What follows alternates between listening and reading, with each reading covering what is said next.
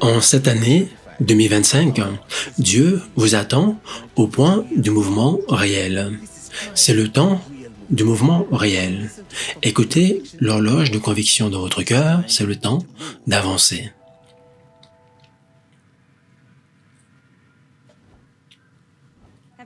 Salutations célestes, au nom de Jésus-Christ, merci de nous avoir rejoints ici en direct à l'Université de Dieu, ici où la connaissance descend cesse lorsque vient la révélation.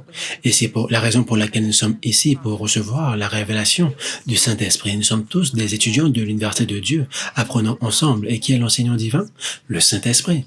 Alors merci de nous avoir rejoints. Nous sommes excités concernant ce que Dieu va s'apprêter à faire aujourd'hui, de la révélation qu'il va nous donner aujourd'hui, afin que nous puissions la partager avec vous. Mais premièrement, nous aimerions d'abord nous réjouir avec la sœur de l'Afrique du Sud qui a reçu un miracle merveilleux dans sa vie. Et nous savons que cela va encourager votre foi. Beaucoup de personnes demandent des choses de Dieu. Beaucoup de gens sont anxieusement en train d'attendre que le lien Zoom soit posté. Et c'est la raison pour laquelle même ils sont en train de suivre, regarder cet enseignement. Mais laissez-moi vous encourager que Dieu veut que vous soyez ici maintenant. Et si vous êtes en train de regarder aujourd'hui, c'est parce que Dieu a invité votre cœur à nous rejoindre. Et c'est parce que vous avez quelque chose à recevoir.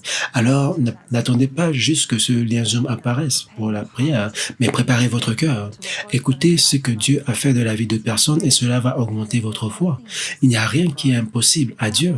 Et cela va vous donner l'assurance que oui, Dieu est conscient de votre cas. Et aussi la révélation de Dieu dans le message d'aujourd'hui, c'est que c'est juste ce dont vous avez besoin. Alors n'allez nulle part, nous aimerions regarder un extrait d'une vidéo de ce qui s'est produit dans la réunion des partenaires en Afrique du Sud. Une prière qui a eu lieu, regardons. Mes jambes sont asymétriques et j'ai du mal à marcher. Ok. Au nom puissant de Jésus-Christ. Seigneur Jésus, je prie pour elle, pour la guérison, la restauration, au nom de Jésus-Christ. Seigneur, je prie, touche la circulation sanguine du haut vers le bas, soit restaurée au nom de Jésus-Christ. Sois guéri au nom de Jésus-Christ.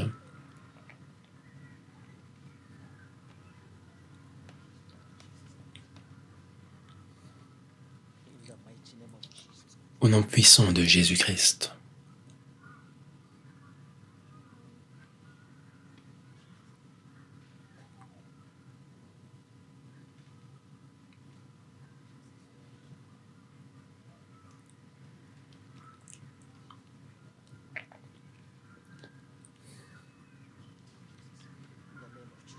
Au nom de Jésus-Christ.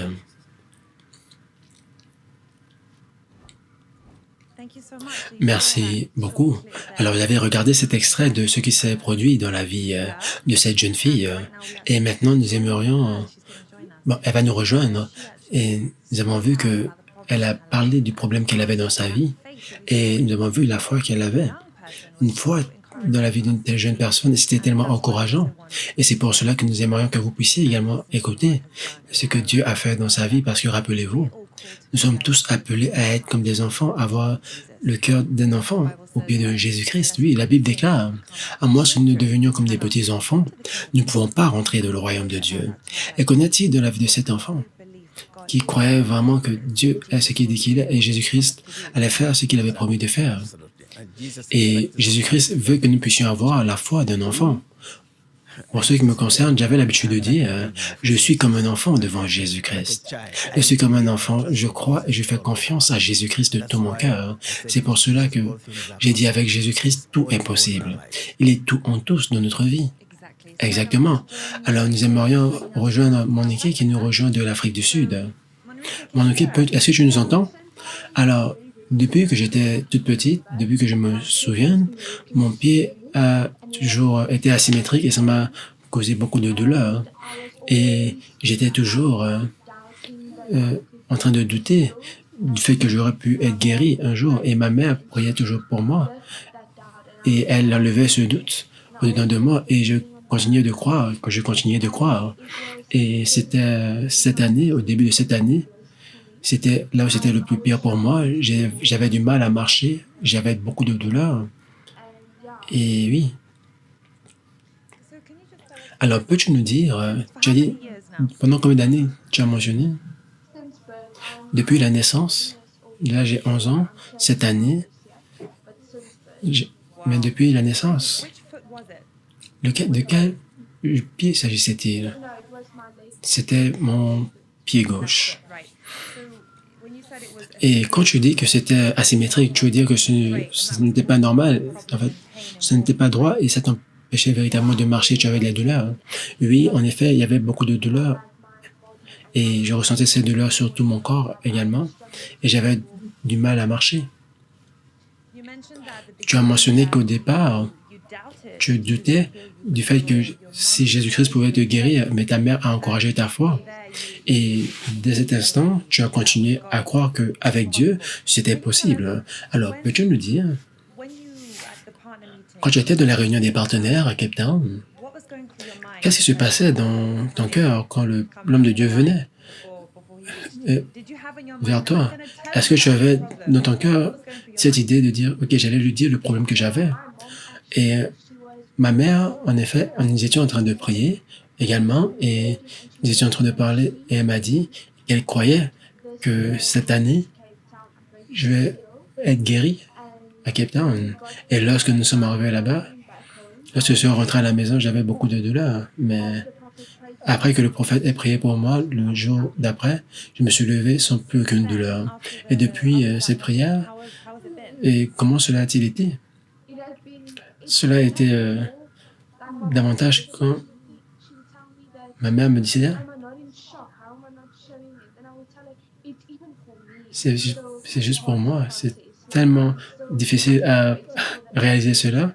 Je sais que c'est comme si je suis en train d'attendre que la douleur arrive, mais je ne la vois pas revenir, hein. C'est ce que j'aime envers les enfants, ils sont tellement honnêtes, c'est merveilleux. Ta mère t'a demandé, n'es-tu pas choqué? Et tu as dit que j'ai encore du mal à le réaliser. Donc tu veux dire que depuis cette prière que tu as reçue, la douleur n'est plus revenue? Non, non. Alors nous aimerions écouter davantage de ta maman qui a encouragé ta foi, mais nous aimerions te voir marcher et faire ce que tu n'arrivais pas à faire avant.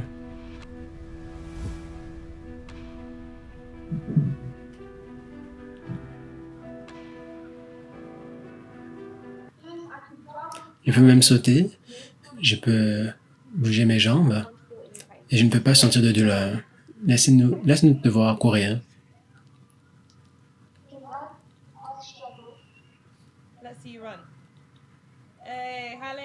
Alléluia.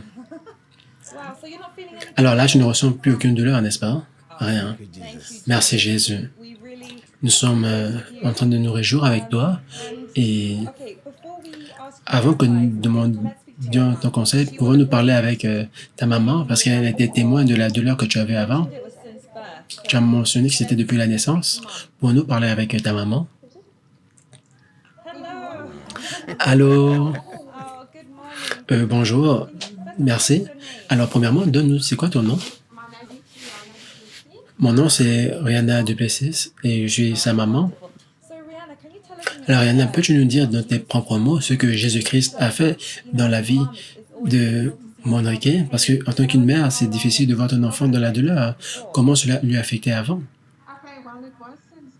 En effet, c'était depuis sa naissance. J'ai vu que un de ses pieds était un peu asymétrique et en tant qu'enfant, je n'aurais jamais imaginé que cela devait affecter sa vie. Mais plus elle grandissait, nous avons réalisé qu'elle avait du mal à marcher et,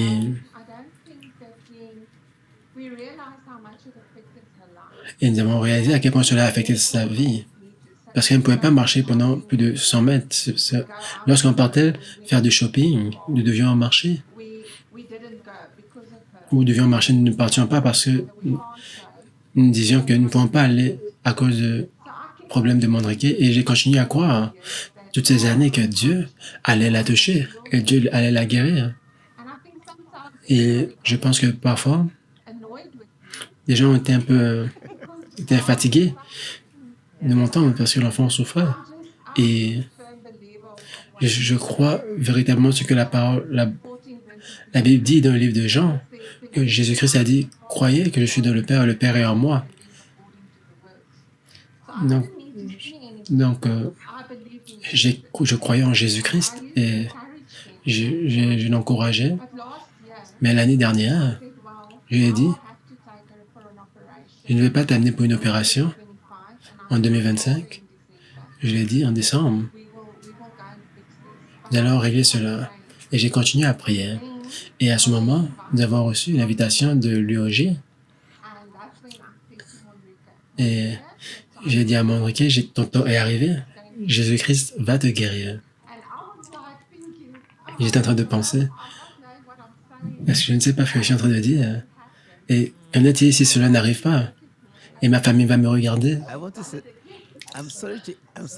Je suis désolé d'interrompre, mais ce que tu as dit m'amène à rappeler à tous les croyants que peu importe ce qu'un croyant dit, avant de rencontrer Jésus-Christ, devient une réalité s'il le fait avec foi. Dieu va vous rencontrer au point du mouvement réel. La femme avec la perte de sang souffrait pendant 12 ans. Mais elle s'est dit dans son cœur, je sais que si je m'en vais vers cet homme, je serai guérie. La femme tsunami a dit la même chose. La parole de foi, les déclarations de la foi. Dieu honore la foi. De toutes les grâces, la foi honore Jésus-Christ le plus. C'est pour cela que Jésus-Christ honore votre foi. Je me rappelle de la femme cananéite dans le livre de Matthieu 15. Sa fille était en train de souffrir de loin. Et cette femme est venue de loin pour rencontrer Jésus-Christ. Et elle n'était pas une Israélite. Et Jésus-Christ a regardé la femme et a testé sa foi. Et à cause de sa foi et à cause de son humilité, Jésus-Christ a dit, va, ta foi a guéri ta fille. À cause de ta foi, Dieu a apporté la réponse. Cela veut dire, Jésus-Christ est réel pour chacun d'entre nous. Il attend que chacun d'entre nous, ceux qui croient en lui, il nous attend au point de mouvement réel. Il est le même hier, aujourd'hui et éternellement. Continue. Ceux qui regardent, commencez à confesser la parole de Dieu. Permettez à votre confession. Si votre confession est réelle, votre guérison va prendre le pas de votre confession et cela va devenir une réalité. Et c'est ce qui est arrivé dans le cas de David. Aussi jeune qu'il était, la bataille a suivi les pas de sa confession. Parce qu'il a confessé ce qu'il croyait que Dieu allait faire à travers lui et pour lui et en lui. Et nous sommes en train de réellement apprendre beaucoup de vous, Rihanna, pas juste dire à vous-même, mais vous l'avez déclaré sur la vie de votre fille. Et après cela, elle a même dit, OK, j'ai commencé à croire en moi-même. Alors, nous devons comprendre l'influence que les paroles que nous avons ont, non seulement sur l'environnement autour de nous, mais sur tout ce qui a trait à notre vie. Alors, continue, Rihanna. Alors, la guérison qui a pris place n'était pas à cause de moi, mais c'était la réponse de Dieu à la fois de la mère et de la fille. Ça, c'est Jésus-Christ pour vous. J'étais juste un instrument. Dis-nous ce qui s'est produit pendant la rencontre et après. Alors, après la rencontre, lorsque nous sommes retournés à l'aéroport, elle souffrait.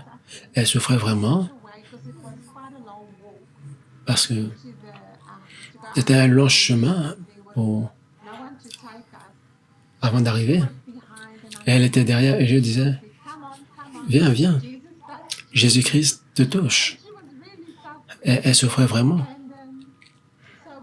Et lorsque nous sommes rentrés à la maison, elle avait tellement de douleur, mais elle n'est pas le genre d'enfant qui pleure ou qui se plaint davantage. Elle m'a dit, maman, est-ce que je peux mettre mes jambes dans l'eau? Et dans mon cœur, j'ai continué à remercier Dieu. Père, tu es notre guérisseur et je crois que est-ce que tu vas nous guérir? Et je disais cela, je croyais en ce que je voyais Jésus-Christ. Et alors, le jour suivant, elle n'a pas sauté à dire, elle a gardé en secret pendant 3 jours.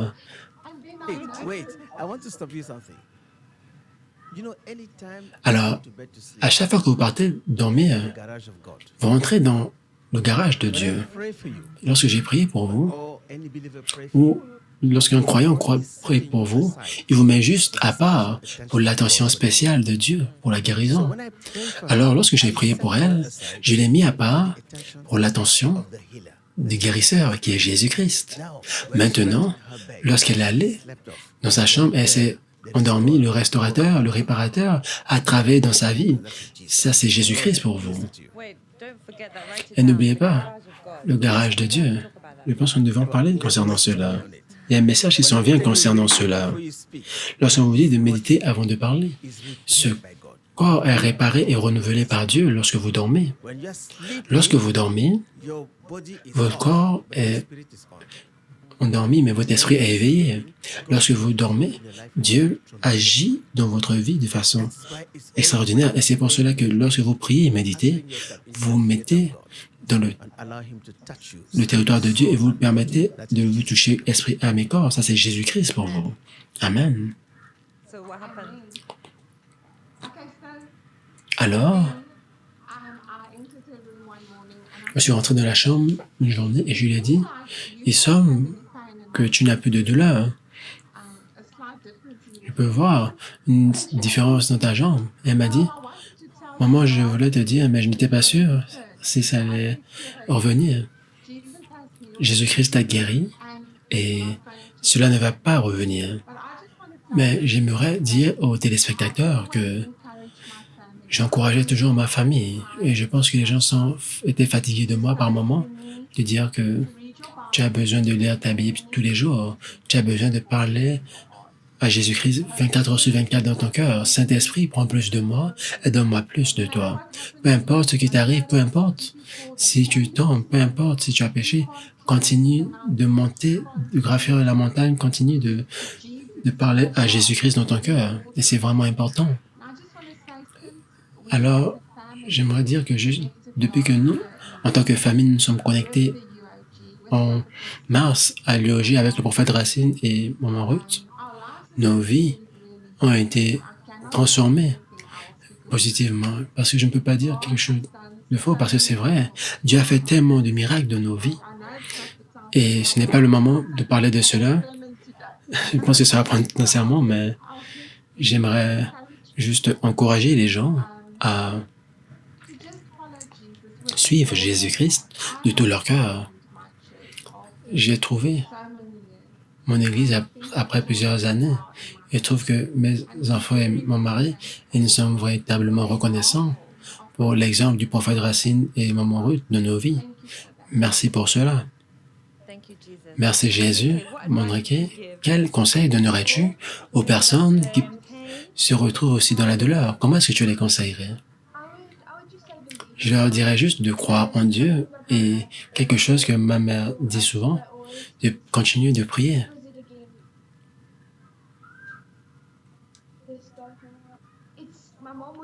Ma mère disait toujours, nous dit toujours de prier et elle prie toujours. Ô Saint-Esprit, prends plus de moi et donne-moi plus de toi.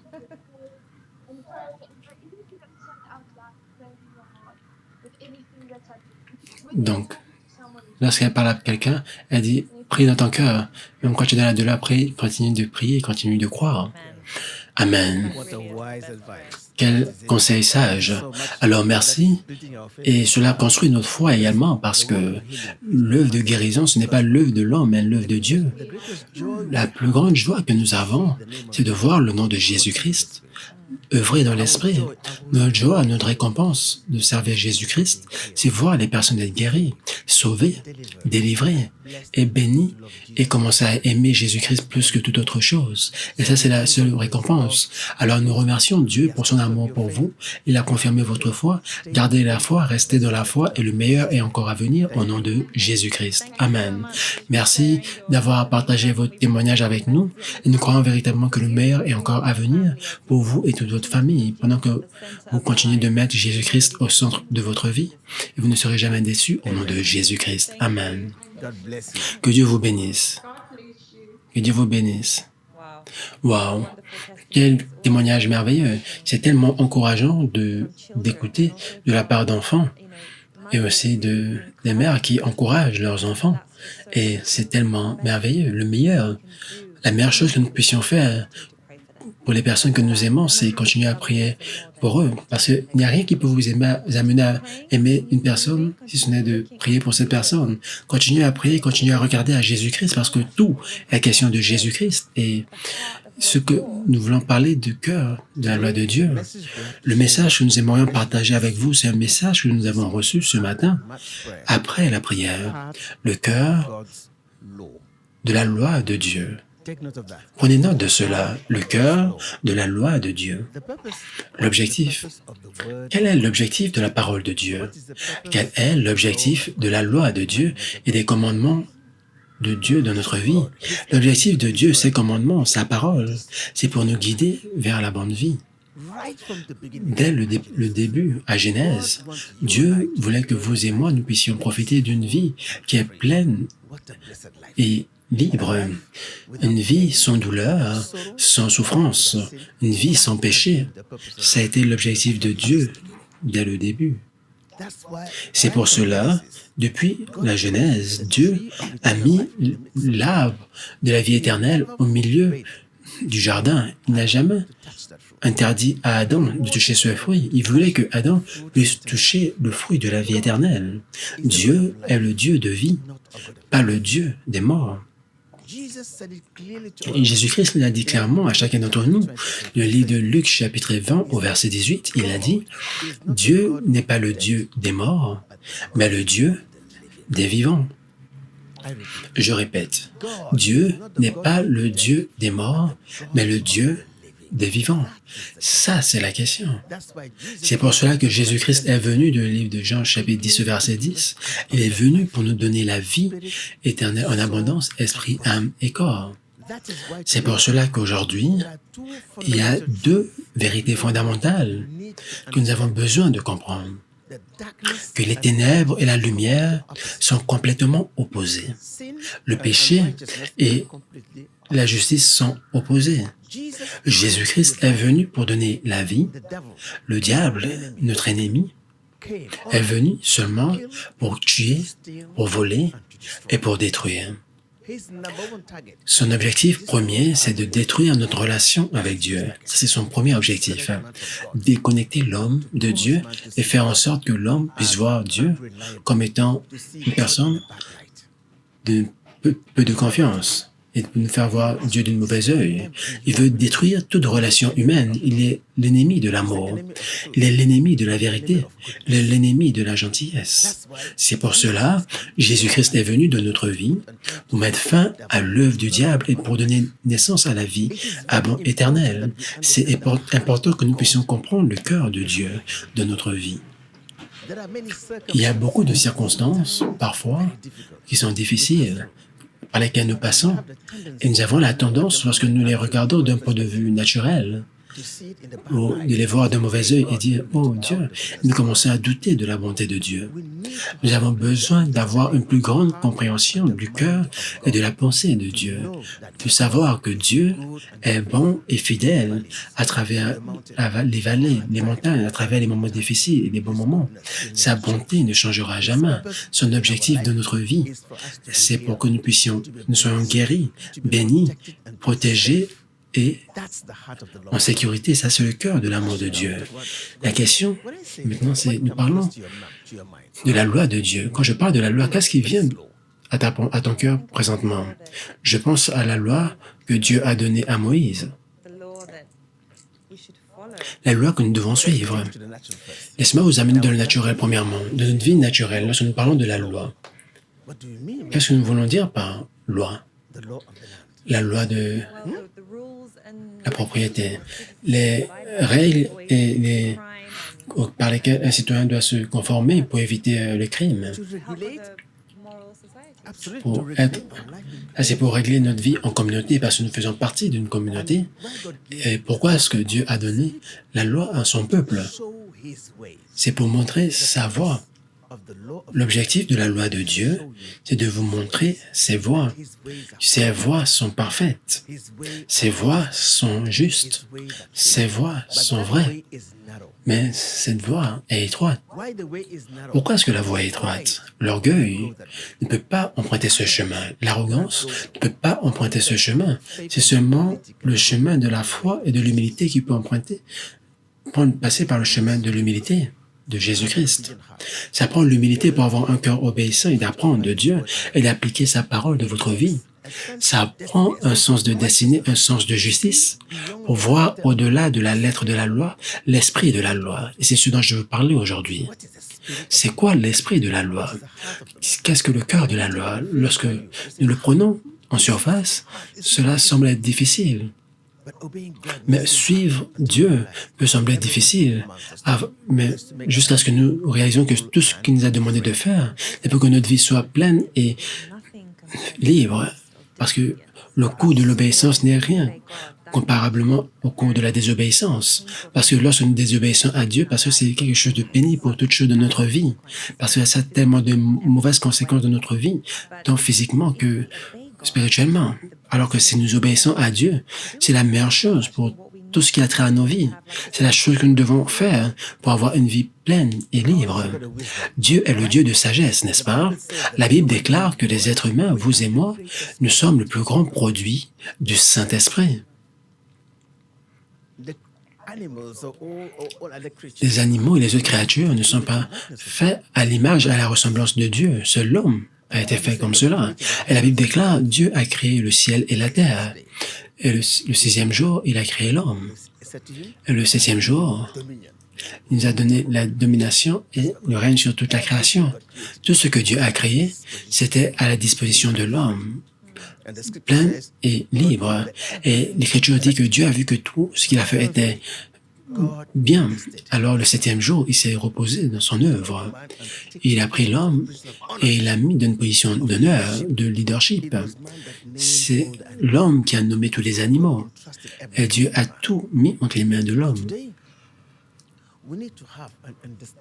Aujourd'hui, nous devons avoir une compréhension du cœur et de la pensée de Dieu lorsque nous lisons cette Bible. La Bible, c'est la parole de Dieu, mais qu'est-ce qu'il y a à l'intérieur de la Bible? C'est ce qui se trouve à l'intérieur révèle la pensée et le cœur de Dieu, vous concernant et me concernant. L'ignorance est une maladie. Lorsque nous ignorons les voies de Dieu, lorsque nous ignorons ses objectifs, nous trompons de chemin. Il y a beaucoup de choses que nous faisons aujourd'hui qui sont contre les voies de Dieu parce que nous sommes ignorants. Mais Dieu connaît cela et c'est pour cela qu'il est toujours miséricordieux. Alors, laissez-moi revenir à cela. Je vais vous donner un exemple. Quand Dieu a délivré son peuple de l'esclavage,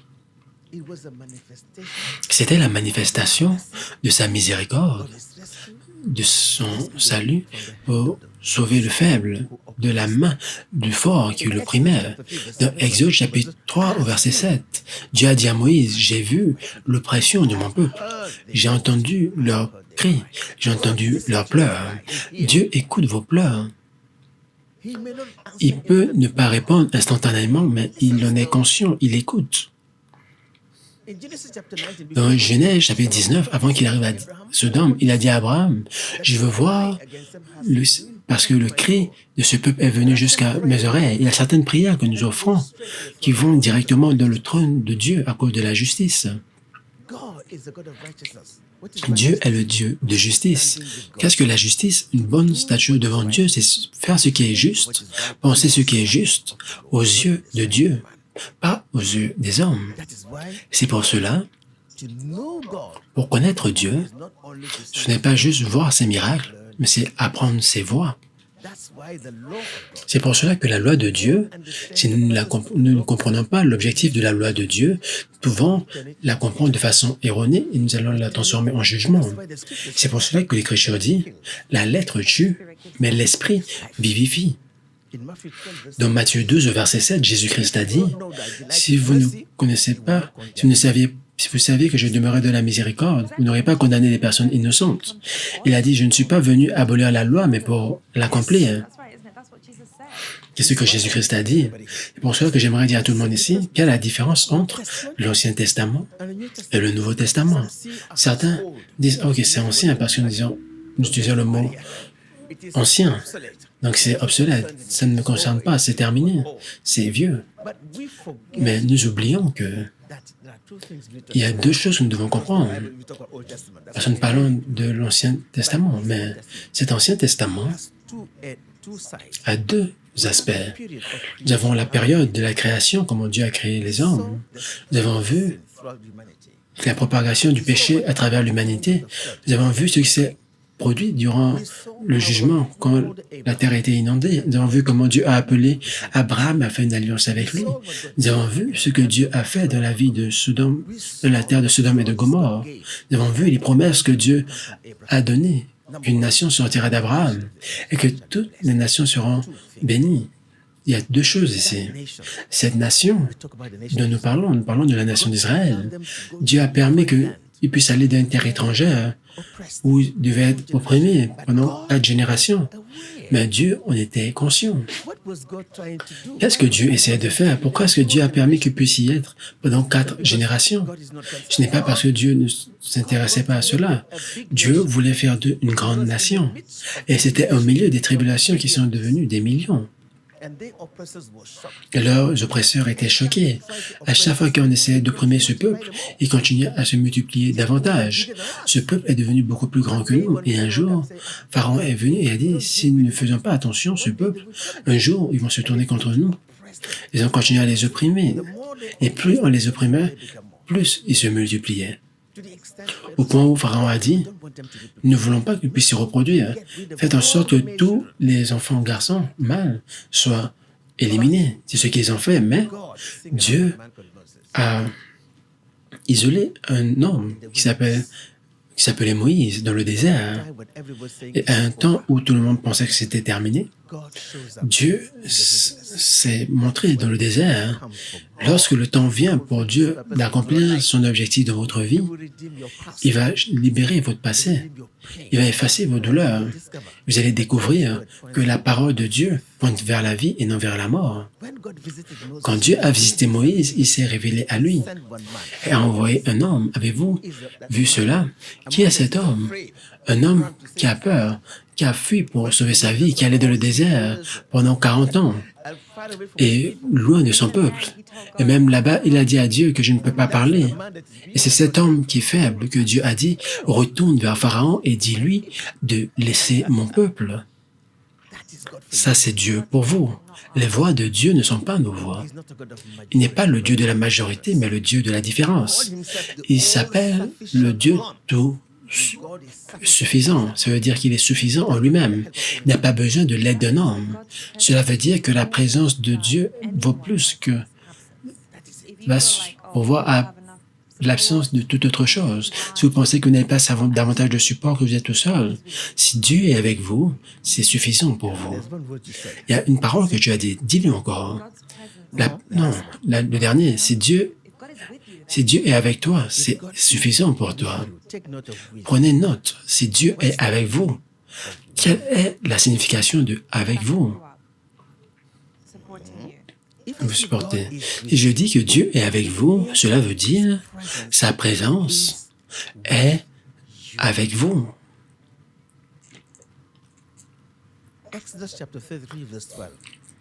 Le livre d'Exode, Dieu a dit à Moïse, « Ma présence sera avec toi et je te donnerai du repos. » Écoutez, toutes les personnes que Dieu a appelées pour quelque chose de plus grand qu'eux, et ils se sont dit que ce n'était pas possible pour eux. Quelle était la réponse de Dieu? « Je serai avec vous. » Comme Moïse a dit, « Seigneur, je ne sais pas comment parler. » Dieu a dit, « Je serai avec toi. » Quand Gédéon a dit, « Je suis le plus petit de ma tribu. » Dieu a dit, « Je serai avec toi. » Quand le jeune homme, Jérémie, a été appelé, Dieu l'a appelé pour être un prophète des nations. Le Seigneur, je ne sais pas parler. Dieu a dit, je serai avec toi. Le même Dieu qui est venu en Christ a dit aux apôtres et à tous les croyants, je prierai le Père et vous enverra un conforteur, le Saint-Esprit. Il est avec vous, il sera en vous.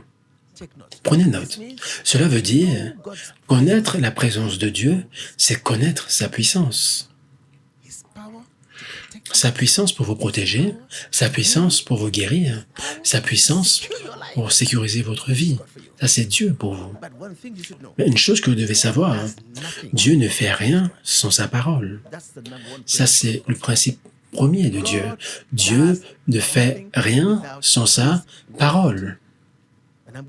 Et je veux vous choquer. Le prophète Joshua nous a enseigné un jour que la parole a la priorité sur le nom. Cela m'a choqué. Qu'est-ce que l'homme de Dieu veut dire? La parole de Dieu a la priorité sur le nom dont nous sommes en train de parler, même sur le nom Jésus-Christ. Et comment est-ce que la parole peut être plus grande que le nom de Jésus-Christ? Et j'ai commencé à méditer sur cela, et mon cœur a juste dit, c'est vrai ce qu'il a dit. C'est la parole de Dieu qui nous révèle la valeur du nom de Jésus-Christ. C'est la parole de Dieu qui nous donne la puissance pour appeler le nom de Jésus-Christ dans la justice. Cela veut dire que nous avons ce droit légal en tant que croyants d'utiliser ce nom. C'est pour cela que nous disons au nom de Jésus-Christ. À chaque fois que vous priez au nom de Jésus-Christ, qu'est-ce que cela signifie au nom de Jésus-Christ? Cela veut dire, vous êtes le représentant de Christ sur la terre. Nous sommes ses ambassadeurs. Nous agissons de sa part. Peu importe ce que nous faisons, c'est de sa part. Et nous avons le droit de dire ce que Jésus-Christ a dit si nous le disons de sa parole. Si Jésus-Christ vous appelle et vous envoie, il vous donne l'autorité et la puissance pour le représenter dans son nom. Maintenant, je m'en viens vers la loi de Dieu. Dieu leur a donné une loi. Nous connaissons tous les 10 commandements. Tout le monde connaît cela. Je vais prendre un à un. Jésus-Christ a dit, dans le livre de Matthieu, peux-tu lire cela pour nous? Oui, tu lis cela pour nous. Matthieu 15, verset 8. Ce peuple m'honore du bout des lèvres, mais leur cœur est loin de moi. Et c'est en vain qu'ils m'honorent, enseignant des doctrines qui sont des commandements d'hommes. Maintenant, va au verset 18. Mais ce qui sort de la bouche vient du cœur, et c'est ce qui souille l'homme. Car c'est du cœur que viennent les mauvaises pensées, les meurtres, les adultères, les impudicités, les vols, les faux témoignages, les calomnies. Voilà les choses qui souillent l'homme. Mais manger sans s'être lavé les mains, cela ne souille point l'homme. Qu'est-ce que cela veut dire? Ça, c'est le pouvoir du péché. Ça, c'est la puissance destructrice du péché. Il apporte la mort, il détruit notre relation avec Dieu. Mais Jésus-Christ a dit, toutes ces choses viennent du cœur de l'homme. Qu'est-ce que la Bible dit concernant cela? Quand Dieu s'est révélé à Moïse, Dieu lui a donné 2 tablettes de pierre. Nous connaissons tous les 10 commandements. Dieu a dit, voici les 10 commandements que je te donne. Et quand Dieu est venu, il a parlé à toutes les personnes, pas juste à Moïse. Tout le monde a entendu ces 10 paroles. Personne n'a vu un visage, personne n'a vu une image, mais ils ont entendu Dieu. Cela veut dire, vous ne pouvez connaître Dieu à travers sa parole et par son esprit. Vous pouvez être en relation avec Dieu, connaître ses voies à travers sa parole, par son esprit. Maintenant, vous pouvez voir l'importance de la parole de Dieu. C'est la fondation de toute chose. Si vous appelez le nom de Jésus-Christ, vous devez l'appeler par la foi. Si vous voulez que Dieu vous écoute. Laissez-moi prendre cela un à un. Dieu leur a dit dans le livre de Exode 20, versets 2 à 17, Dieu a dit, vous n'aurez pas d'autre Dieu. Vous n'aurez pas d'autre Dieu devant moi. Pourquoi est-ce que Dieu a dit cela? Vous n'aurez pas d'autre Dieu devant moi. Cela veut dire, vous devez reconnaître qui est votre Dieu. Il a dit, je suis celui qui vous rend libre de l'esclavage et vous rapproche de moi et vous met à part afin que vous puissiez m'appartenir. Il est notre sauveur. Et Dieu a dit, vous ne ferez pas d'image et vous prosternez devant elle. C'est le numéro 1, pas d'idolâtrie. Nous savons tous ce que l'idolâtrie veut dire. Personne n'est venu de la justice, de la naissance. Nous l'avons tous découvert. Toute Personne est venu de l'injustice, tout le monde est venu des ténèbres, tout le monde est venu du monde. Nous avons reçu la grâce lorsque nous sommes venus vers Jésus. La question est, qu'est-ce qu'un idole? Qui est un adorateur d'idole? La Bible déclare que toute chose que nous mettons dans notre cœur au-dessus de Dieu devient notre Dieu. Ça, c'est la réponse au premier. Dieu dit, vous n'aurez pas d'autre Dieu devant moi. Tu parles des 10 commandements, n'est-ce pas? Je parle des 10 commandements. Ça, c'est le cœur de la loi, le cœur de la Bible, les 10 commandements.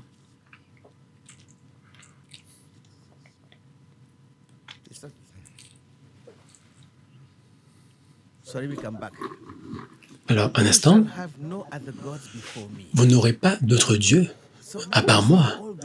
Vous voyez, en tant que chrétien, nous n'avons qu'un Dieu, mais la Bible déclare, tout ce que je mets dans mon cœur au-dessus de Dieu devient mon Dieu. C'est pour cela que Jésus-Christ a dit, vous ne pouvez pas adorer Dieu et maman. Qui dirige votre vie? Qui sommes-nous en train de suivre? Qui est notre Seigneur? Qui est notre Dieu? Peu importe ce que nous mettons dans notre cœur, au-dessus de Dieu devient notre Dieu. Et ça, c'est exactement ce que nous appelons des idoles. Vous suivez quelque chose contraire aux voies de Dieu. Qui est un adorateur d'idoles? Peu importe ce que je mets dans mon cœur, qui est plus important de Dieu devient mon Dieu, c'est ce que je sers. Si je sers l'argent et si l'argent commence à diriger ma vie, ma foi et tout ce que je fais, l'argent devient maman pour moi et cela va dicter ma direction, où vivre, qui sont mes amis, ce qu'il faut faire. Et l'argent commence à me dépenser au lieu que ce soit moi qui dépense cet argent. Ça, c'est la question. C'est pour ça que nous devons faire attention à ce que nous mettons dans notre cœur, parce que tout ce que nous mettons dans notre cœur au-dessus de Dieu devient notre Dieu et devient ce que nous adorons. Et troisièmement, il a dit, tu ne invoquerai pas le nom de Dieu en vain. La question est, à combien de reprises avons-nous invoqué le nom de Dieu en vain? Qu'est-ce que ça veut dire en vain? Cela veut dire que peu importe ce que je fais ou ce que je dis qui est opposé à la voix de Dieu, j'appelle ce nom en vain. N'oubliez pas, nous prions dans le nom de Jésus-Christ, nous agissons dans le nom de Jésus-Christ. Nous disons que nous sommes ses représentants, n'est-ce pas? Cela veut dire que peu importe ce que je dis au nom de Jésus-Christ doit être en lien avec la volonté de Dieu. Cela veut dire que tout ce que je dis, si je dis quelque chose qui n'est pas en lien avec Dieu, c'est comme si j'utilisais ce nom en vain. Et je dis au nom de Jésus-Christ, sois guéri, alors que ce n'était pas le temps de Dieu ou la volonté de Dieu pour le faire. J'appelle le nom en vain. Dieu a permis que Job puisse passer à travers une période de souffrance. Et si je viens et je dis au nom de Jésus-Christ, sois guéri, rien ne va se produire. C'était un événement immuable que Dieu a permis que cela se produise pour un objectif précis. C'est pour cela que c'est important pour moi de connaître quelle est la volonté de Dieu dans la situation avant que je commence à prier.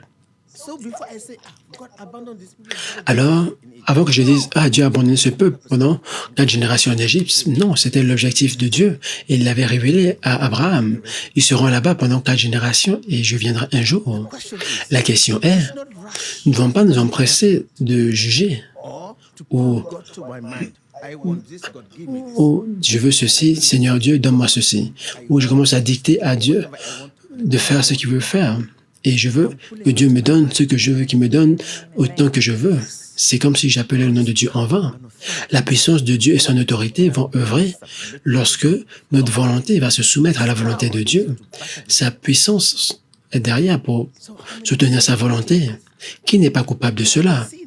Vous pouvez voir ces commandements que Dieu donne aux hommes. C'est le commandement de votre cœur et de votre esprit. Vous pouvez ne pas le faire avec votre bouche, mais votre cœur va le faire. Et à chaque fois que notre cœur se tourne vers des choses plus que Dieu, cette chose va prendre la place de Dieu dans notre cœur. Là, c'est la loi de notre cœur. La connaissance et la volonté de Dieu sont dans notre cœur. C'est notre cœur qui adore Dieu en esprit et en vérité. C'est pour cela que Jésus-Christ est venu vers la femme samaritaine. Il a dit, vous n'adorez pas plus Dieu sur cette montagne ou à Jérusalem, que Dieu est esprit. Cela veut dire que ses voies sont spirituelles. Il doit être adoré en esprit et en vérité. Donc c'était juste cette révélation que Jésus-Christ a expliqué tout le cœur de la loi de Dieu. Dieu est esprit et vrai, et ceux qui l'adorent doivent l'adorer en esprit et en vérité. Et ça, c'est le cœur de la loi de Dieu. Vous devez comprendre cela. Ça prend une personne spirituelle pour comprendre cela. Saul persécutait l'Église parce qu'il appliquait la loi de Moïse dans la lettre. Mais quand Jésus-Christ est venu, tu es un homme et tu dis que tu es Dieu. Et à cause de cela, ils ont envoyé Jésus-Christ à la croix, à cause de l'ignorance. Mais plus tard, quand Saul a une rencontre avec Jésus-Christ, plus tard il a dit, j'étais ignorant. Il a commencé à prêcher ce Jésus-Christ qui persécutait avant, parce qu'il manquait la connaissance spirituelle de la loi de Dieu. Ce même Paul qui a écrit Romains. Et ce que j'encourage tout le monde, après ce programme, allez lire le livre de Romains. Vous allez comprendre à quel point cela est difficile de faire la volonté de Dieu par sa propre force. Paul a dit, ce qui est bon, je ne sais pas comment le faire. Ce qui est mauvais, je me trouve à le faire. Je trouve deux lois qui combattent mon corps. Il y a une loi qui combat, de mon esprit, il y a une autre loi qui combat, qui va me délivrer de cela. Ça, c'est pour cela que Paul priait devant Dieu, mais il a dit, gloire à Dieu, la loi de l'esprit de vie en Christ m'a libéré, et c'est là où nous en venons. Le 4e commandement, Dieu a dit, rappelez-vous du jour du sabbat. Aujourd'hui, beaucoup de chrétiens me posent la question, devons-nous faire le sabbat? Devons-nous honorer le sabbat? Rappelez-vous les paroles de Jésus-Christ. Il a dit, le sabbat, l'homme n'a pas été fait pour le sabbat, mais le sabbat a été fait pour l'homme. Et moi, je suis le Seigneur du sabbat. Quand Jésus-Christ a dit cela, tout le monde s'est détourné de lui. Qu'est-ce que le sabbat? Dans le livre de Genèse, quand Dieu a créé toutes choses étaient parfaites. Et il déclare le 7e jour, il s'est reposé. On appelait cela le sabbat. Quand Dieu les a délivrés de 400 ans d'esclavage, Dieu les a libérés. Il voulait leur donner le sabbat, le repos de la terre promise. Et le sabbat est devenu le signe de l'alliance avec le peuple d'Israël, avec Dieu. Qu'est-ce que le sabbat? C'est le repos. Et ce jour, Dieu a dit, ce jour, vous ne travaillerez pas, vous allez vous reposer. Quelle est la signification de cela pour nous?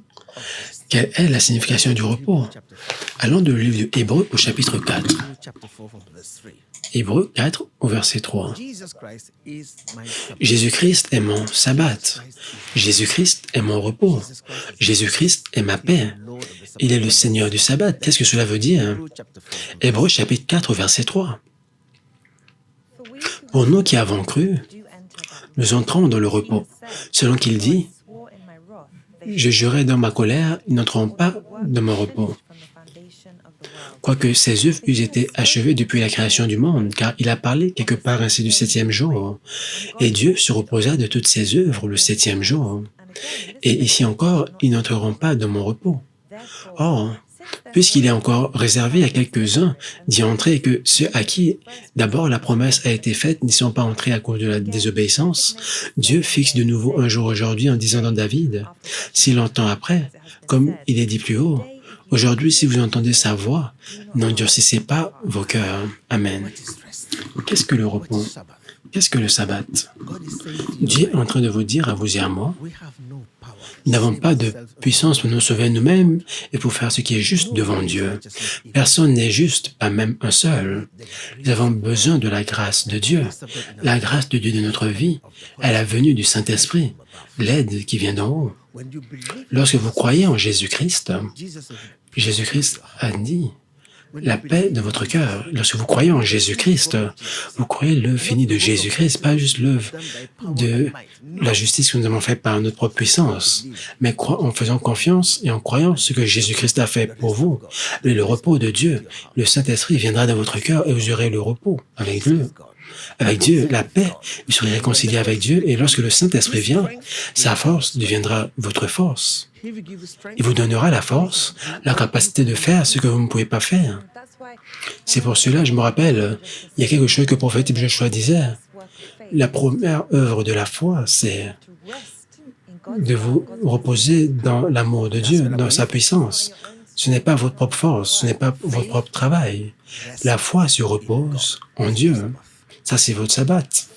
La foi, dans l'œuvre finie de notre Seigneur Jésus-Christ, se repose sur Dieu, nous l'appelons la foi divine. Je puis tout par Christ qui me fortifie. Ce n'est pas l'œuvre de la justice que je fais devant Dieu, mais je fais confiance et je crois l'œuvre finie de Jésus-Christ à la croix du Calvaire.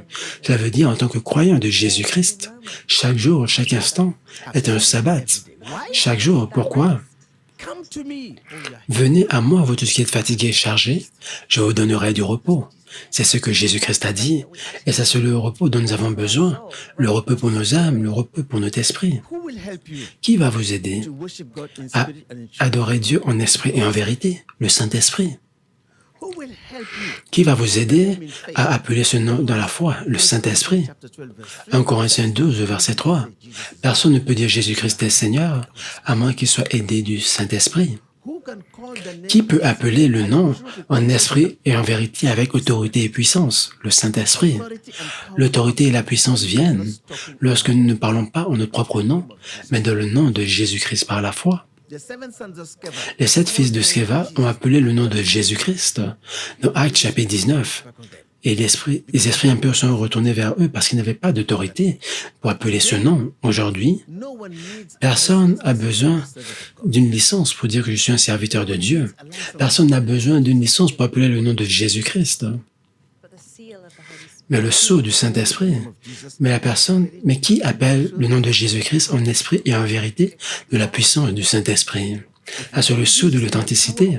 Si vous appelez Jésus-Christ de la puissance du Saint-Esprit, vous n'appellerez pas le nom en vain. Si le Saint-Esprit vous amène à appeler ce nom, le ciel s'ouvrira. Il y a le salut. Actes chapitre 4 au verset 12. Il n'y a pas de salut d'un autre nom que le nom de Jésus-Christ. À tous ceux qui croient en son nom. Le salut. Lorsque vous croyez en son nom, vous rentrez dans le repos de Dieu. Votre péché est pardonné. Vos fardeaux sont enlevés. Vous devenez un ami de Dieu. Et Dieu va mettre sa paix en vous, dans votre cœur, dans votre pensée. Peu importe ce que vous voulez faire, vous le faites en esprit, étant guidé par le Saint-Esprit. Maintenant, vous pouvez voir, la foi se repose en Dieu. La foi se repose dans la capacité de Dieu et non dans la capacité de l'homme. Parce que la foi Dieu va toujours nous demander de faire quelque chose qui nous est impossible de faire. Il y a un homme, cet homme riche, qui avait dit, « Maître, que puis-je faire pour avoir la vie éternelle ?» Dieu a dit, « Tu connais les commandements ?» Il a dit, « Oui, Maître. » Il a dit, « J'ai obéi à tous les commandements depuis que je suis petit. » Jésus-Christ a dit, « Oui, c'est bien. Mais il y a quelque chose que tu n'as pas encore fait. Va, vends tes possessions et donne-les aux pauvres et viens et suis-moi. » L'homme est retourné et a abandonné Jésus-Christ. Si l'homme savait que Jésus-Christ était le Seigneur, Dieu qui est venu vers nous à travers... Oh non, il a dit qu'il croyait en Dieu, mais il y avait des cas qui croyaient, il dit qu'il croyait en Dieu, mais il ne croyait pas en Jésus-Christ. Il y avait des cas qu'il avait. Par rapport à la réponse de Jésus-Christ, il est retourné étant triste. Parce qu'il avait beaucoup de possessions. Il obéissait à la loi de façon religieuse, mais pas le cœur de la loi. C'est ce qui est arrivé à Paul.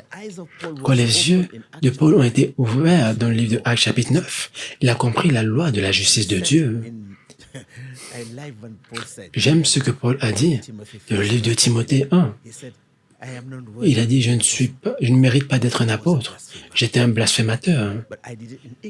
Mais je l'ai fait dans l'ignorance. Quand Dieu m'a montré sa miséricorde, non seulement m'appelait un apôtre de Christ. Personne ne peut obéir à cette loi en esprit et en vérité sans l'aide du Saint-Esprit. Personne ne peut appliquer la parole de Dieu justement sans l'aide du Saint-Esprit. le Saint-Esprit ne peut rien faire sans la parole de Dieu. S'il vous plaît, mes chers frères et sœurs, Satan n'a pas besoin de la parole de Dieu nous disant que c'est un voleur. Il n'a pas besoin de ça avant de venir vous détruire. Mais Dieu honore la foi. Dieu veut que vous puissiez chérir sa parole. Parce que la parole, nous ne pouvons appeler le nom que par la foi. D'où vient la foi? À travers la parole de Dieu. Donc, vous pouvez voir aujourd'hui, beaucoup de personnes peuvent dire Jésus, Jésus, mais vous devez appeler son nom en esprit et en vérité dans la justice. Et lorsque vous appelez le nom de Jésus-Christ dans la puissance du Saint-Esprit, vous allez voir ce qui va arriver. Pierre a dit dans Actes chapitre 3 au verset 6, « L'or et l'argent, je n'ai pas. » Qu'est-ce qu'il avait? Il a dit, « Au nom de Jésus-Christ, lève-toi et marche. » Et qu'est-ce qui s'est passé? Et l'homme s'est levé. Lorsque vous appelez ce nom en esprit et en vérité, la puissance du Saint-Esprit vient sur la scène et le miracle prend place. Ça, c'est notre repos. Peu importe ce que nous recevons, vient par la foi dans l'œuvre finie de Jésus-Christ. Christ a fait tout ce dont j'ai besoin. Sa grâce est suffisante pour moi. J'ai juste besoin de croire. Rappelez-vous dans le livre de Jean chapitre 6, il dit, Seigneur, que pouvons-nous faire pour faire l'œuvre de Dieu? Qu'est-ce que Jésus-Christ a dit? Il a dit, croyez. Il a dit, faire l'œuvre de Dieu, c'est de croire en celui qui l'a envoyé. Ça, c'est votre travail, l'œuvre de la foi. Croyez seulement. Lorsque vous croyez dans l'œuvre finie de Jésus-Christ, la puissance du Saint-Esprit viendra faire ce que vous ne pouvez pas faire vous-même. Quand l'homme riche a quitté, Pierre a dit au Seigneur, Jésus-Christ a dit, c'est plus facile pour un chameau de passer à travers le trou d'une aiguille qu'un riche d'entrer dans le royaume des cieux. C'est pour cela qu'on appelle cela la voie étroite. Avez-vous trouvé la voie étroite? Qu'est-ce que Pierre a dit? Maître, nous avons abandonné nos richesses, nos familles, tout pour te suivre. Qui peut être sauvé si c'est tellement difficile? Jésus-Christ a dit, avec les hommes, ceci est impossible, mais avec Dieu, tout est possible. Maintenant, la question que je veux vous poser, la Bible déclare, dans le livre de 2 Corinthiens chapitre 3, Ruth, peux-tu lire pour nous? Avant que nous arrivions. 2 Corinthiens 3 au verset 3, nous parlons toujours des commandements. Il est évident que vous êtes une lettre que le Christ a confiée à notre ministère et qu'il nous a fait écrire, non avec de l'encre, mais par l'Esprit du Dieu vivant, non sur des tablettes de pierre, mais sur des tablettes de chair, sur vos cœurs. Ça veut dire que la loi de l'Éternel est la loi du cœur. Le mot doit être écrit. Il ne doit pas être écrit sur les tablettes de pierre ou de pages, mais sur la table de votre esprit. Et là, c'est l'écriture que le Seigneur nous a révélée dans le logo de l'UOG. Là, c'est la fondation de l'œuvre de l'UOG. Mettre la parole dans votre cœur. Permettre à l'Esprit de Dieu d'écrire la loi de Dieu sur la tablette de votre esprit. Quand la parole entre dans votre esprit avec l'aide du Saint-Esprit, vous allez comprendre la signification divine de ces lois. Vous allez comprendre la loi de l'esprit de vie. Comme Paul l'a compris, il va ouvrir vos yeux pour comprendre ce que ces commandements veulent dire. Votre vie va devenir un témoignage non écrit avec... C'est pour cela que Jésus-Christ n'a jamais envoyé quelqu'un pour prêcher, enseigner ou alors pour le représenter sans le Saint-Esprit. Quand le Saint-Esprit vient, il va vous guider dans la justice. Quand le Saint-Esprit vient, il fera ce qui est juste. Ça, c'est le don de la justice, faire ce qui est juste. Le cœur de cette loi, c'est faire ce qui est juste aux yeux de Dieu. Donc maintenant, c'est pour cela que tellement de personnes, comme dans le temps de Jésus-Christ jusqu'à maintenant, ils continuent toujours de tomber dans ce piège. Et ne tombez pas dans le piège de rester dans les doctrines des hommes, mais soyez sûrs que vous découvrez le cœur de la loi de Dieu et vous ne pouvez obéir dans la loi de Dieu qu'à travers le Saint-Esprit. La Bible déclare la lettre tue, mais l'Esprit vivifie. Jésus-Christ a dit dans le livre de Matthieu 15, verset 8, « Ce peuple vient à moi avec sa bouche, mais son cœur. » Si la parole n'est pas votre cœur, mais seulement sur votre bouche, vous allez utiliser cette parole pour condamner les autres. Vous allez mal interpréter ce que la Bible signifie. Nous ne sommes pas après la lettre, mais après l'Esprit. Ça, c'est la réalité de la signification de la Bible. L'application de la parole de Dieu prend le Saint-Esprit pour l'appliquer dans la justice et dans la vérité. Et lorsque vous prenez le commandement, vous n'allez pas commencer à juger tout le monde. Jésus-Christ a dit, la lettre tue, mais l'Esprit vivifie. Maintenant, après le quatrième commandement, j'espère que vous me regardez. Lorsque je regarde cette image, honore ton père et ta mère.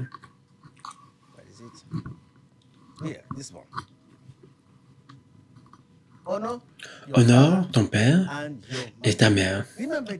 Rappelez-vous, cette partie de ce commandement, ça c'est Dieu. Cette partie, c'est votre prochain.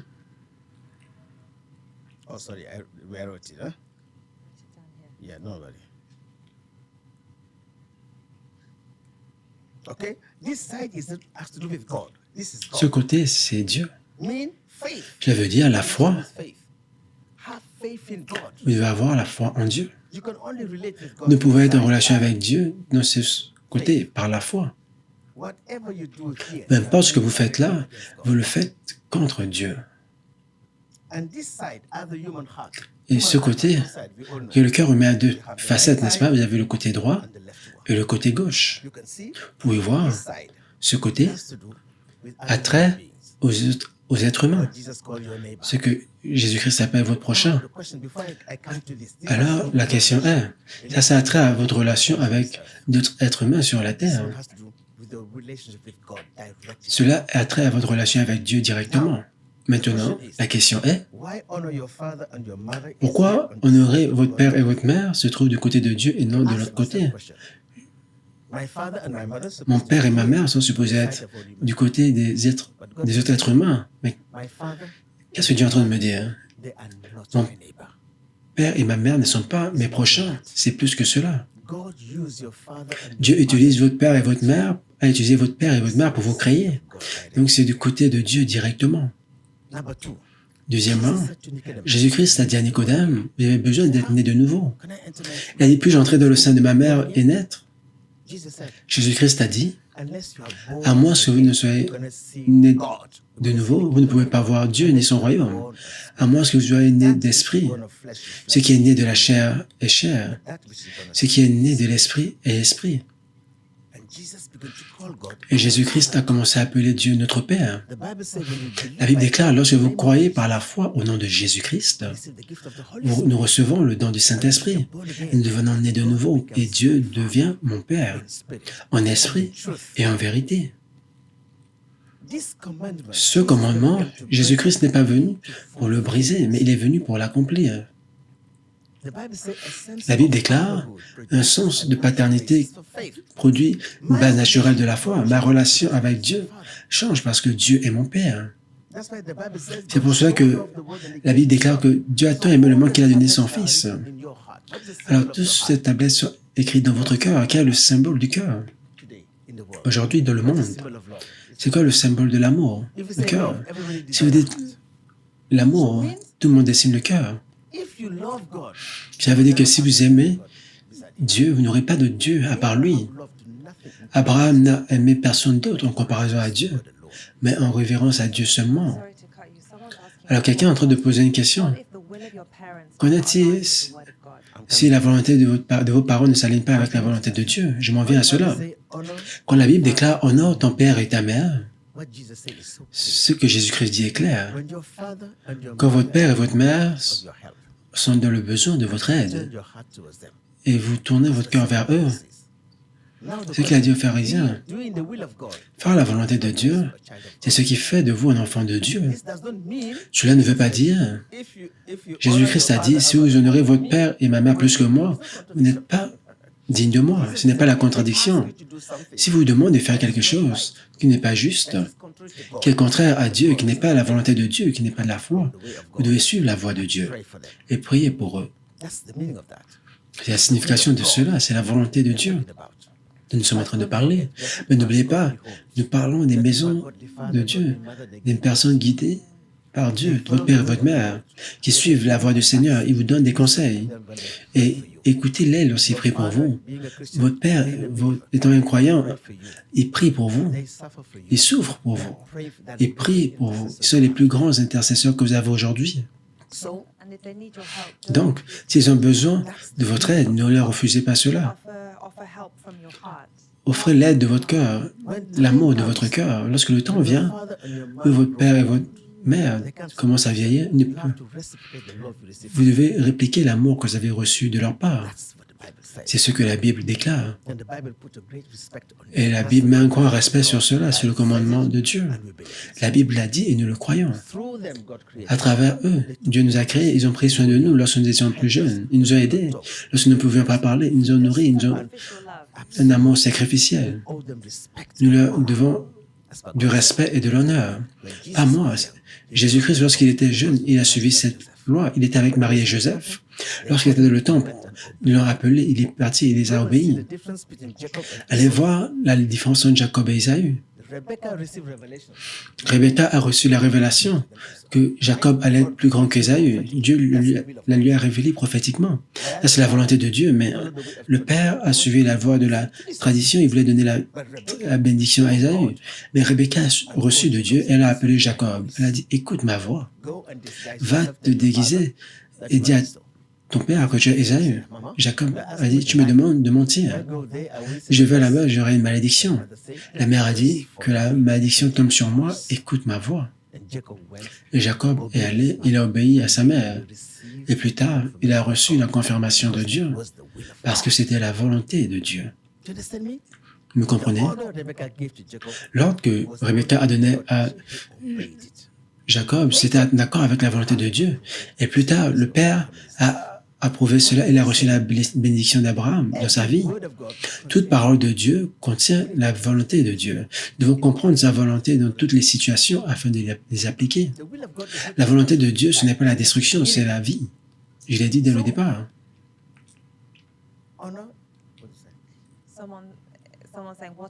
Quelqu'un est en train de dire, connaître ici sont des sorciers. Ça, c'est une question où je veux avertir tout le monde. Ça, c'est le plus grand péché que nous commettons aujourd'hui.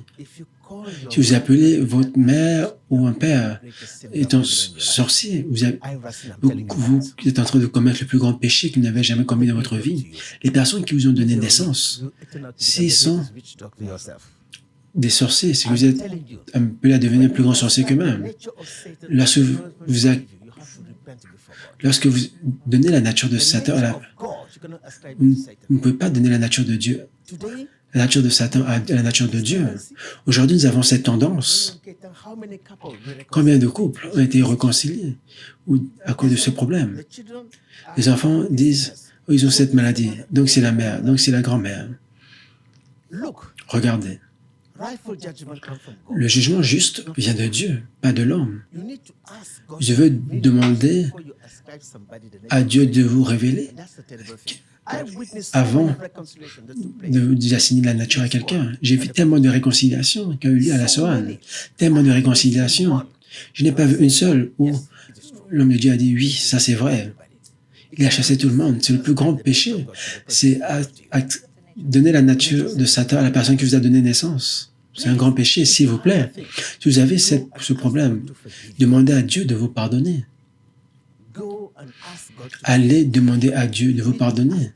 Vous avez besoin de demander à la plus grande, la seule personne qu'il faut haïr à travers le monde, c'est Satan. Satan peut vous donner l'image d'une personne, il peut vous donner un faux rêve. Ce n'est pas parce que vous avez vu l'image d'une personne que ça veut dire que la personne vous a attaqué. Satan est un menteur. Nous connaissons les fraudeurs. Ils font les vols d'identité et le plus grand d'entre eux, c'est Satan.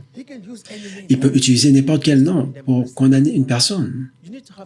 Vous devez avoir le cœur de Dieu pour comprendre la façon dont Dieu juge, non comme les hommes le font.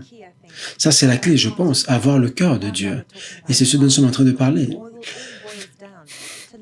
Tout amène à cela. Si vous aimez réellement Dieu, vous allez obéir tout ce qu'il vous a demandé de faire parce que vous voulez lui plaire, parce que vous l'aimez. Et cet amour de Dieu, s'il est en dedans de vous, il va jaillir naturellement de vous vers les gens autour de vous. Et les personnes autour de vous vont expérimenter l'amour de Dieu dans votre vie, qui va jaillir vers eux. Donc, ce n'est pas le temps de commencer à blâmer d'autres personnes. Et spécifiquement pas nos parents, pour les problèmes que nous avons, pour toutes choses de notre vie. Nous devons aimer et respecter et prier pour nos parents. S'il vous plaît, comprenez la voix de Dieu dans votre vie. Il y a beaucoup de personnes aujourd'hui, ils sont, ils sont sous le jour de la malédiction à cause de ce genre de choses. Si vous avez fait cela et que votre vie n'avance pas, s'il vous plaît, allez demander pardon à Dieu.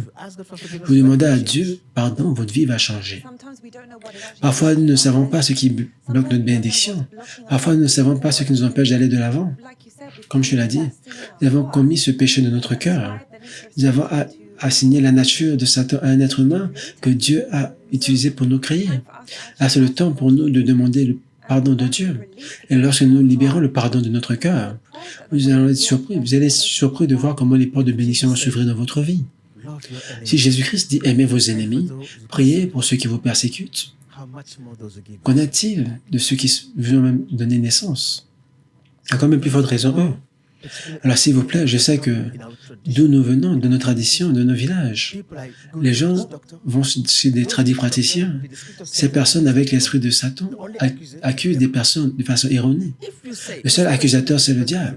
Si quelqu'un vous dit que cette personne est un sorcier, pourquoi il ne peut pas délivrer cette personne? Si quelqu'un vous dit, ah, telle personne est la cause de votre problème, votre frère, votre soeur, votre mère, votre père, il n'y a pas de délivrance qui suit. D'où vient ce jugement? Cela veut dire que cela ne vient pas de Dieu. Qu'est-ce que ça veut dire d'honorer quelqu'un? Jésus-Christ a dit, si vous ne pouvez pas honorer votre père et votre mère, Jésus-Christ a dit, aimez vos ennemis, priez pour ceux qui vous persécutent, pour ceux qui ne partagent pas la même foi que vous. Si le Seigneur peut vous commander de les aimer, parce que Yeshua a aimé votre ennemi, c'est un péché devant Dieu. Yeshua a prié pour ceux qui vous persécutent, c'est... S'il vous plaît, je dois vous dire la vérité. Si vous avez ce problème dans votre pensée, demandez à Dieu de vous visiter. Vous allez voir la vérité. Allez vers Dieu et demandez-lui. Si vous avez la relation avec lui, laissez-le vous montrer qui est cette personne. Parfois, le diable peut vous donner un mauvais rêve pour accuser une personne. Ce n'est pas parce que vous voyez la personne du rêve que cela veut dire. Laissez-moi vous donner un exemple. J'ai rêvé de cette personne, il est mon mari, dans le rêve. Alors que la personne n'a pas reçu un rêve de lui. Lorsque la chose vient de Dieu, tout est parfait. Il y a la loi de Dieu pour Dieu et pour les êtres humains. Si vous aimez Dieu, vous devez aimer votre prochain. Jésus-Christ a dit, aimez le Seigneur Dieu de tout votre cœur et aimez votre prochain comme vous-même. Si vous aimez votre prochain comme vous-même, vous n'allez pas voir votre prochain comme Satan. Vous n'allez pas le voir comme un sorcier. Si vous dites que quelqu'un est un sorcier, quelle est la différence entre lui et un meurtrier? Parce que personne ne veut avoir un sorcier comme cette personne. Vous allez commencer à maudire la personne. Mais Jésus-Christ a dit, ne maudissez pas, mais bénissez. Appeler quelqu'un sorcier, c'est maudire cette personne parce que vous lui donnez la nature de Satan. Si vous dites que cette personne est un sorcier, vous êtes en train de maudire cette personne. Quelle est votre attitude? L'Écriture dit, dans le livre de Nombre, que les sorciers et les diseurs de fortune ne peuvent pas nous affecter. Si vous êtes un enfant de Dieu, vous avez le Saint-Esprit, vous devez avoir la compassion envers tout le monde. Même si vous rencontrez un réel sorcier, qu'est-ce que vous faites pour lui? Priez pour que Dieu délivre une telle personne et il sera délivré parce qu'il est captif de Satan. Jésus-Christ voit cette personne comme un captif. Maintenant, laissez-moi aller de ce côté. Jésus-Christ a dit, dans la parabole du bon samaritain, le docteur de la loi, un prêtre, avait trouvé un homme dans la rue. Ils ont abandonné cette personne. Un samaritain a pris soin de cette personne. Qu'est-ce que Jésus-Christ vous dit à vous et à moi? Qu'est-ce que le Seigneur est en train de nous dire? Ce n'est pas un système de pensée religieux, c'est juste l'amour. Si vous avez l'amour de Dieu dans votre cœur, cet amour ne va jamais rejeter quelque chose que ce soit. Cet amour ne va jamais de penser négativement vers les autres. Si vous avez l'amour de Dieu, rappelez-vous, nous étions tous pécheurs et Jésus-Christ est mort pour nous. Ça, c'est l'amour de Dieu pour nous. Maintenant, ici, du côté gauche, si vous aimez une personne, vous n'allez pas lui faire du mal. Si vous aimez votre femme ou votre mari, vous n'allez pas commettre l'adultère et abandonner la personne.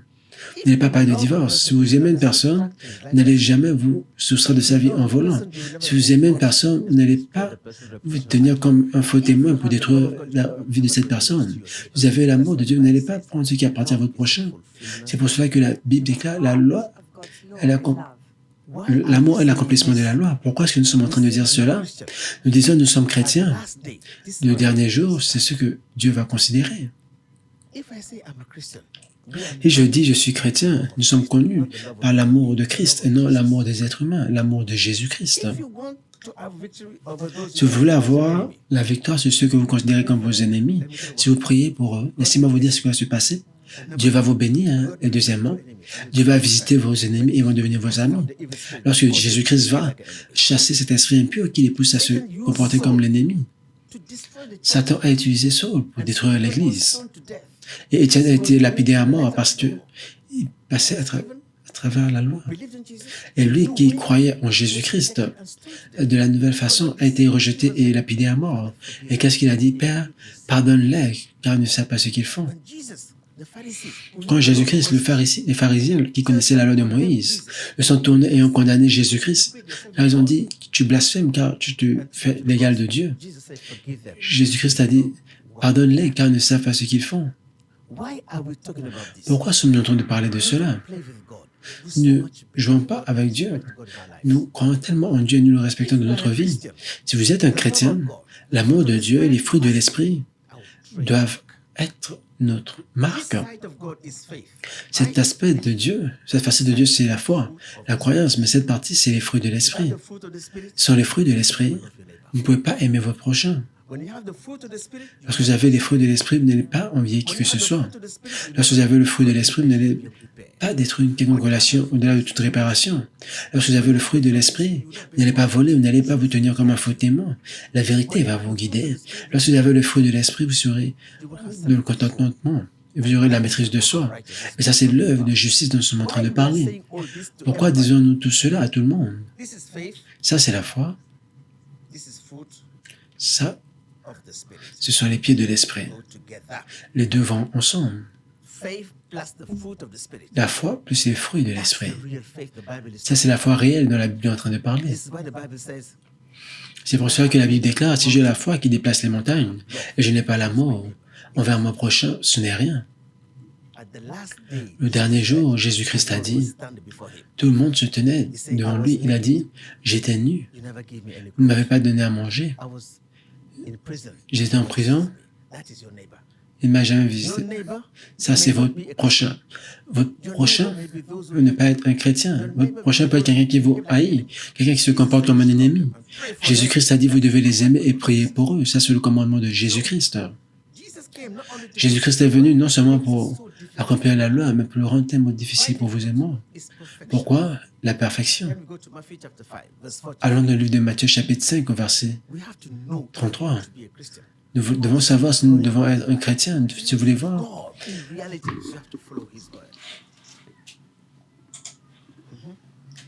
Vous avez entendu dire que vous devez aimer vos amis et haïr vos ennemis, mais je vous dis d'aimer vos ennemis, bénissez ceux qui vous maudissent et faites du bien à ceux qui vous persécutent. Et priez pour ces personnes qui vous persécutent, afin que vous soyez fils de votre Père qui est dans les cieux, car il fait pleuvoir sur les bons comme les méchants. Si vous aimez seulement ceux qui vous aiment, quelle récompense méritez-vous? N'est-ce pas les collecteurs de taxes font la même chose? Et si vous saluez seulement vos frères, qu'est-ce que vous faites plus que les autres? N'est-ce pas? Est-ce que les taxes collecteurs le font également? Alors vous devez être parfait comme votre Père au ciel est parfait. C'est ce que Jésus-Christ a dit, la perfection. La perfection, c'est une empreinte de Dieu. Le standard de l'amour parfait a été révélé à travers Jésus-Christ de Nazareth, qui est mort pour ses ennemis et prié pour elle. Le standard pour l'obéissance parfaite a été révélé à travers le caractère de Jésus-Christ. L'humilité, la foi. Nous ne devons pas combattre la mauvaise bataille. La personne qui est méchante, Satan est un être spirituel. Il a attaqué votre prochain, attaqué votre père, votre mère. Vous n'avez pas vu encore l'ennemi derrière eux. Même les patriciens dont vous parlez sont des personnes qui sont captives. Ils ne savent pas ce qu'ils font. Jésus-Christ est celui qui libère les captifs. C'est pour cela que Jésus-Christ est venu pour détruire l'œuvre de Satan dans notre vie et nous réconcilier avec Dieu.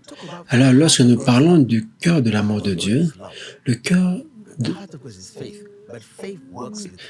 l'amour, c'est Dieu, le cœur de l'amour, c'est la foi. Et la foi marche avec les fruits de l'Esprit. Pourquoi suis-je en train de dire cela? Nous pouvons appeler le nom de Jésus-Christ dans la prière, et rien ne se produit parce que notre cœur est détruit à cause de l'offense. Concernant les 10 commandements, par exemple, il y a eu beaucoup de commentaires, beaucoup de personnes ont mis en commentaire des disputes qu'ils ont avec leurs parents. Et c'est peut-être pour cela que Dieu a voulu que nous puissions en parler aujourd'hui.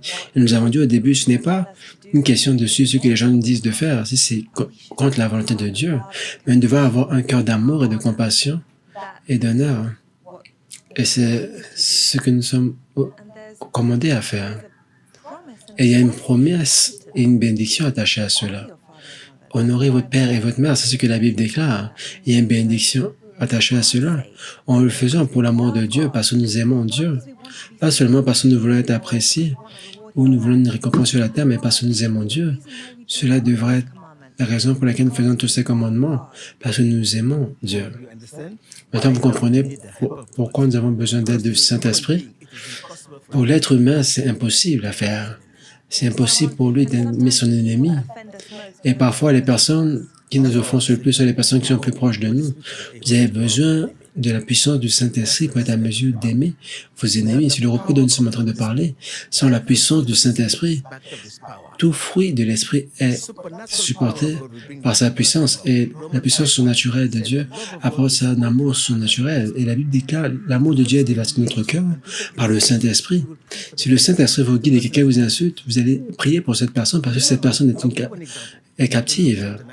Dans Luc 9, verset 56, quand Jésus-Christ voulait aller en Samarie, les 2 disciples favoris, Jean et son frère, parce qu'ils étaient offensés, parce que les Samaritains ont rejeté Jésus-Christ. Il a dit devant nous, commandez au feu de descendre du ciel. Et Jésus-Christ a dit, vous ne savez pas quel type d'esprit vous êtes animé, car je ne suis pas venu pour détruire, mais pour sauver. C'était des personnes qui marchaient avec Jésus-Christ tous les jours, mais ne comprenaient toujours pas. Si nous sommes capables de voir des personnes proches de nous comme étant des personnes méchantes, comment serons-nous en mesure d'aimer? Alors, s'il vous plaît, il y a des circonstances dans la vie que nous pouvons faire face. Nous devons venir à Jésus-Christ, car il est la réponse à tous les problèmes fondamentaux de notre vie. Et Jésus-Christ est le guérisseur de tout cœur. Parce que le garage de Dieu, c'est là où tous les aspects de notre vie sont guéris et réparés. Et dès lors que notre cœur est réparé et guéri, nous sommes à mesure d'aimer d'autres personnes. Nous blessons d'autres personnes parce que nous avons tellement de blessures et d'offenses dans nos vies que nous blessons et offensons automatiquement les autres. Nous avons besoin de recevoir cette guérison de Jésus-Christ. Nous avons besoin de recevoir la guérison du garage de Dieu. Notre cœur doit être restauré et réparé.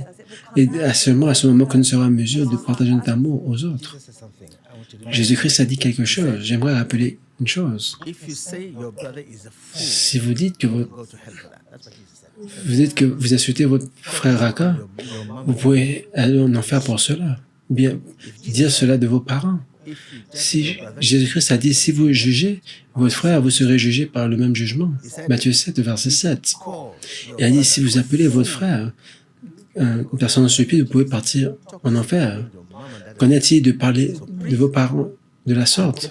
S'il vous plaît, je vous dis, examinez votre cœur. L'objectif de l'université de Dieu, c'est d'apporter la parole de Dieu en esprit et en vérité de notre vie, pas de façon religieuse, mais en esprit et en vérité. Si nous appliquons les choses religieuses, nous allons commencer à condamner les gens. et juger les gens, mais si nous avons l'amour de Dieu, étant conduit par l'Esprit de Dieu, nous aurons un jugement juste. Nous allons suivre le chemin de Jésus-Christ. Allez voir Jésus-Christ dans son ministère. Combien de personnes il a maudit? Personne. A-t-il rejeté quelqu'un? Personne. Parce qu'il savait que les personnes étaient ignorantes de la vérité. Maintenant, en tant que chrétien, Dieu vous a donné une grande puissance, la puissance de l'humilité et de l'amour. Si vous priez pour les personnes qui vous font du mal, si vous priez pour des personnes que vous voyez comme vos ennemis, si vous intercédez pour eux par amour, Dieu ne va pas seulement vous protéger, mais il va les délivrer et ils seront comme vous un jour. C'est pour cela que nous sommes ici aujourd'hui. Il n'y a pas besoin d'avoir peur de quoi que ce soit. La crainte des démons, de ce genre de choses, ça n'a pas de sens. Lorsque vous êtes conduit par Dieu dans les fruits de l'esprit, si vous voulez avoir Dieu dans votre vie, si vous voulez avoir la vérité de votre vie, si vous voulez vous comporter correctement, vous n'allez pas juger quelqu'un à l'extérieur. Je connais tellement de personnes. La Bible déclare béni sur les personnes qui sont persécutées pour la justice, car le royaume des cieux leur appartient. Je connais des personnes, prophète Yves Joshua, je connais. Il a été condamné, rejeté, toutes sortes de choses qu'on dit le concernant. Mais qu'est-ce qu'il a fait? Il a pardonné tout le monde et s'est concentré sur Dieu. S'il vous plaît, Jésus-Christ a dit, priez pour ceux qui vous persécutent. Priez pour ceux qui vous haïssent. Priez pour ceux qui vous font du mal. C'est ce qu'il a dit. Pourquoi prier pour eux? Parce qu'ils ont besoin d'être délivrés. Si vous êtes un enfant de Dieu et vous priez, vous allez voir, rien hors du contrôle de Dieu ne peut vous arriver. Et si vous le faites, Jésus-Christ va prendre le contrôle de tous les attaques de l'ennemi contre vous. Conclusion, quand Paul est venu, il est devenu un chrétien, il a compris ce que la loi de l'amour signifiait. Ananias a rejeté Saul avant Jésus-Christ, mais quand Jésus-Christ a dit c'était mon instrument que j'ai choisi, il a embrassé en disant mon frère. Dans l'évangile de Jésus-Christ, les ennemis deviennent des amis. La personne haineuse devient une personne remplie d'amour. La personne qui était Jésus-Christ est venu pour changer nos vies et pour apporter la loi de justice de notre vie. Ça, c'est le Saint-Esprit. Maintenant, nous pouvons comprendre. Lorsque vous appelez votre père ou votre mère un sorcier, si vous avez le Saint-Esprit, vous êtes en train d'attrister l'Esprit de Dieu. Lorsque vous attristez le Saint-Esprit, vous ne pouvez pas voir sa grâce dans votre vie. Si vous gardez la colère dans votre cœur contre votre prochain, vous attristez le Saint-Esprit. Comment voulez-vous avoir la bénédiction de Dieu alors que vous attristez le Saint-Esprit?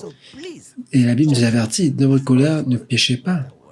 Le jugement, c'est l'œuvre de Dieu, pas nous. Au dernier jour, Dieu, qui voit les secrets des cœurs, aura un jugement juste. Laissez le jugement à Dieu et priez pour eux et vous rapprochez-vous de Jésus-Christ.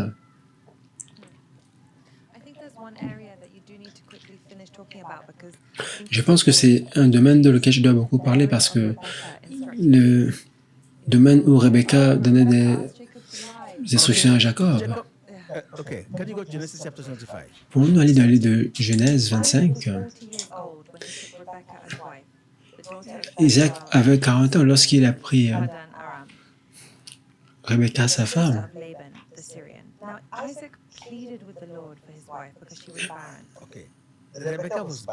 Rebecca était stérile, elle ne pouvait pas avoir d'enfant.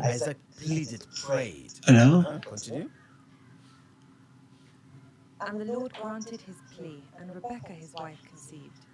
Isaac, et l'Éternel exauça sa prière, Rebecca, sa femme, devant enceinte, des jumeaux se heurta dans son ventre et elle s'écria, qu'est-ce qui m'arrive? Elle alla consulter l'Éternel. Cette femme était enceinte et il y avait un problème dans son ventre. Elle allait demander à Dieu parce qu'elle ne comprenait pas pourquoi elle avait autant de problèmes. Elle a consulté Dieu, c'est-à-dire et Dieu lui a répondu. Et l'Éternel lui a dit, il y a 2 nations dans ton ventre, 2 peuples différents naîtront de toi. L'un des 2 sera plus puissant que l'autre, et l'aîné sera assujetti au cadet. Vous entendez cela? Dieu a dit à Rebecca, l'aîné sera assujetti au plus petit. Le plus petit sera plus grand. Ça, c'est une prophétie que Dieu a donnée à Rebecca. Lorsque Rebecca a entendu de Dieu, il n'a pas dit ça à Isaac, il a dit à Rebecca, et Rebecca a obéi à la révélation de Dieu. Dans l'heure, il a dit, à son fils de l'obéir, parce que c'était le plan de Dieu, parce que c'était le plan de Dieu que Jacob ait le droit d'aînesse et non Ésaü. La voie de l'obéissance est la voie de la bénédiction. Si vous obéissez, la révélation de Dieu, c'est ce qui est juste. Dieu a révélé cela à Rebecca, et Rebecca a dit que la malédiction vient sur moi, écoute ma voix. C'était une femme, et c'est à travers la femme que Dieu a parlé, et Jacob n'a jamais volé qui que ce soit. Il a reçu parce que le- Dieu a dit, le plus petit sera plus grand que l'aîné. Et dans Malachie, il a dit, Isaac, Jacob, j'ai aimé Isaac. Et tout le monde dit, Jacob, attends, voilà, maintenant. C'est pour cela que Dieu a changé le nom de Jacob en Israël. Il était béni parce qu'il avait compris l'objectif du droit de naissance. Il a demandé à son frère, vends-moi ton droit de naissance. Isaïe a dit, quelle est la valeur de cela? Et je le vends, donne-moi la nourriture et je vais te le remettre. Et il a négligé cela. Jacob n'a jamais rien fait de mal devant Dieu. C'est la révélation spirituelle de la pensée de Dieu qui l'a amené à faire cela, de la justice. C'est pour ça que nous disons aux gens, nous ne devons pas prendre l'Écriture dans la lettre, que l'Éternel vous guide afin que vous puissiez comprendre la vérité cachée de la loi de Dieu. En conclusion, nous qui avons l'habitude de condamner les gens, Matthieu 12, verset 7 dit, nous ne devons pas dire, nous ne sommes pas, en train de dire que nous devons nous compromettre avec le péché. Non, le péché c'est le péché, mais nous devons faire ce qui est juste aux yeux de Dieu. Matthieu 12, verset 7. Laissez les autres condamner, mais pas vous. Que les autres vous jugent, mais pas vous. Que les autres vous insultent, mais pas vous. Suivez le chemin de la foi et de la vérité. Ah, si vous aviez compris le sens de cette parole, je désire que vous fassiez preuve d'amour envers les autres plutôt que vous m'offrez des sacrifices. Vous n'auriez pas condamné ces innocents. Lorsqu'ils ont amené la femme adultère dans Jean 8, ils ont amené une femme. On l'a attrapée dans l'acte d'adultère. Ils ont dit à Jésus, la loi de Moïse dit, nous devons tuer cette femme. Nous devons la lapider à mort. C'est ce que la loi disait, en apparence. Mais qui a écrit la loi? Ruth va dans Exode 31. Qui a écrit les 10 commandements? C'est Dieu. Exode 31, verset 18. Lorsque l'Éternel eut achevé de parler à Moïse sur la montagne de Sinaï, il lui donna les 2 tables du témoignage, tables de pierre écrites du doigt de Dieu. C'est le doigt de Dieu qui a écrit ces commandements dont nous sommes en train de parler. L'autorité et la puissance de Dieu ont écrit ces commandements sur des tablettes de pierre. Mais Jésus-Christ veut que cela soit écrit sur la tablette du cœur de l'homme. Ce qui rentre en vous, ce n'est pas la lettre, mais ce qui est révélé par l'Esprit. Parce que vous allez le comprendre, vous n'allez pas juger qui que ce soit, mais vous allez prier pour tout le monde. Donc, la loi de l'esprit de vie en Jésus-Christ nous libère de la loi du péché et de la mort. C'est pour cela que la Bible déclare, Jésus-Christ est la fin de la loi pour toute personne qui croit. C'est notre foi, c'est notre repos. Quand Jésus-Christ les a regardés, il a dit, si parmi vous, quelqu'un n'a jamais commis de péché, jetez la première pierre. Et l'Écriture dit que tout le monde a laissé cette femme parce qu'ils se sentaient coupables. Ça, c'est la miséricorde dont Dieu est en train de parler. Personne n'est parfait. Nous avons tous fait des erreurs. C'est pour cela que nous avons besoin de la miséricorde et de pardon. La réponse de Dieu à notre faiblesse, c'est le pardon. Votre réponse à votre ennemi, c'est le pardon. Votre réponse à ceux qui vous font du mal, c'est le pardon. C'est ce que la Bible déclare. Si vous pardonnez, vous avez le cœur de Dieu. Vous avez le cœur de Jésus et Dieu va vous bénir davantage. Et ces personnes que vous voyez comme vos ennemis seront vos amis demain. Merci. Donc, c'est quelque chose sur lequel vous allez méditer. Le cœur de l'amour de Dieu, le cœur de Dieu, c'est sa parole. La Bible que vous lisez aujourd'hui, au-delà de ces 10 commandements, c'est la loi de l'amour. Si vous voulez avoir une plus grande compréhension de la pensée de Dieu, la parole de Dieu expresse ce exprime ce qui est dans le cœur de Dieu. Et l'Esprit de Dieu nous dit ce qui est dans le cœur de Dieu. Nous devons chérir la parole de Dieu si nous voulons le voir dans notre vie. Si nous voulons appeler le nom en esprit et en vérité, nous voulons avoir le Saint-Esprit avec nous dans toutes les circonstances, avoir le repos et la bénédiction de Dieu. Nous devons être guidés par la puissance du Saint-Esprit à travers sa parole, par son esprit. Merci de nous avoir rejoints dans ce podcast qui concernait l'amour de Dieu. J'espère que vous avez maintenant une plus grande révélation des 10 commandements et pourquoi Jésus-Christ a dit il n'est pas venu pour abolir la loi, mais pour l'accomplir. Absolument. Donc, réellement, votre vie, soyez sûr que votre vie reflète l'amour de Jésus-Christ. Aimez tout le monde, aimez le Seigneur, votre Dieu, et aimez votre prochain comme vous-même, et laissez la bataille à Dieu. Merci Jésus. Laissez-le pour Dieu, oubliez les douleurs du passé, arrêtez de blâmer d'autres personnes, laissez-le à Dieu. C'est cela. Vous savez, la Bible déclare que vous ne devez pas commettre l'adultère, et la Bible déclare dans Matthieu 5, verset, pour dire, si une personne regarde une femme, elle a converti dans son cœur, vous commettez de l'adultère dans son cœur. Jésus-Christ rend les choses plus difficiles, car l'obéissance vient du cœur, le péché vient du cœur. Si Dieu veut juger si vous obéissez au commandement, il va regarder la motivation de votre cœur. Amen.